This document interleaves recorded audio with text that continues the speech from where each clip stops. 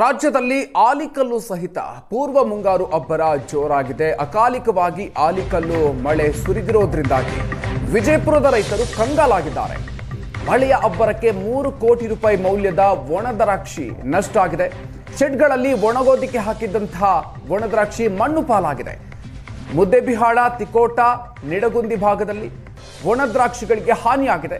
So ಈಗ ಸರ್ಕಾರದಿಂದ ಪರಿಹಾರ ನೀಡಬೇಕು ಅಂತ ಬೆಳೆಗಾರರು ಆಗ್ರಹವನ್ನು ಮಾಡ್ತಾ ಇದ್ದಾರೆ. ರಾಜ್ಯಾದ್ಯಂತ ಅಕಾಲಿಕವಾಗಿ ಸುರಿದಿರುವಂತಹ ಮಳೆ ಜೊತೆಗೆ ಆಲಿಕಲ್ಲು ಸಹಿತ ಮಳೆ, ಇದರಿಂದಾಗಿ ಸಾಕಷ್ಟು ರೈತರು ಈಗ ಸಂಕಷ್ಟಕ್ಕೆ ಈಡಾಗಿದ್ದಾರೆ.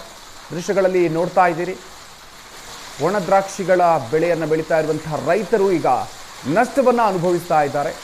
ಮಳೆಯ ಅಬ್ಬರಕ್ಕೆ 3 ಕೋಟಿ ರೂಪಾಯಿ ಮೌಲ್ಯದ ಒಣ ದ್ರಾಕ್ಷಿ ನಷ್ಟ ಆಗಿದೆ ಅಂತ ಹೇಳಿ ಈಗ ರೈತರು ತಮ್ಮ ಅಳಲನ್ನು ತೋಡ್ಕೊಳ್ತಾ ಇದ್ದಾರೆ. ಸೊ ಹೀಗಾಗಿ ಸರ್ಕಾರ ಇದಕ್ಕೆ ಪರಿಹಾರವನ್ನು ನೀಡಬೇಕು ಅಂತ ದ್ರಾಕ್ಷಿ ಬೆಳೆಗಾರರು ಆಗ್ರಹಿಸ್ತಾ ಇದ್ದಾರೆ. ಏನೈತಿರೋದು ಬರಪ್ರಿ ಸರ್,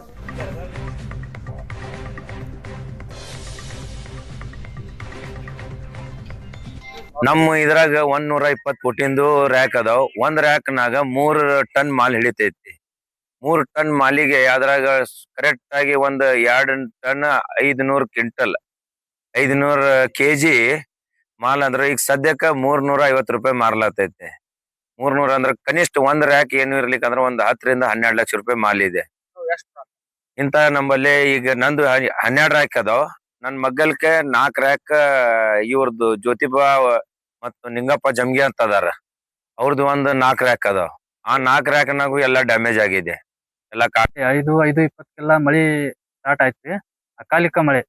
ಅಕಾಲಿಕ ಮಳೆ ಅಂದ್ರ ಹೆಂಗ್ರಿ, ಆನಿಗೆಲ್ಲ ಸಮೇತ ರೀ, ಬಿರುಗಾಳಿ ಸಮೇತ ಮಳಿ ಬಂದದ ಕಾರಣ ರೀ, ನಮ್ಮ ಮನುಷ್ಯ ಇದನ್ರಿ ದ್ರಾಕ್ಷಿ ಇದ್ರೊಳಗ ಹಾಕಿವ್ರಿ, ಮನುಷ್ಯ ಶೆಡ್ ಒಳಗ.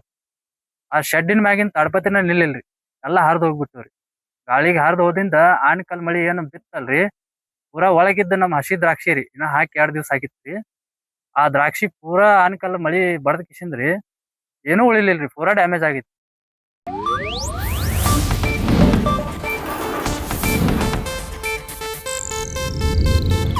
ಇದು ಏಷ್ಯಾನೆಟ್ ನ್ಯೂಸ್ ನೆಟ್ವರ್ಕ್ ಪ್ರಸ್ತುತಿ.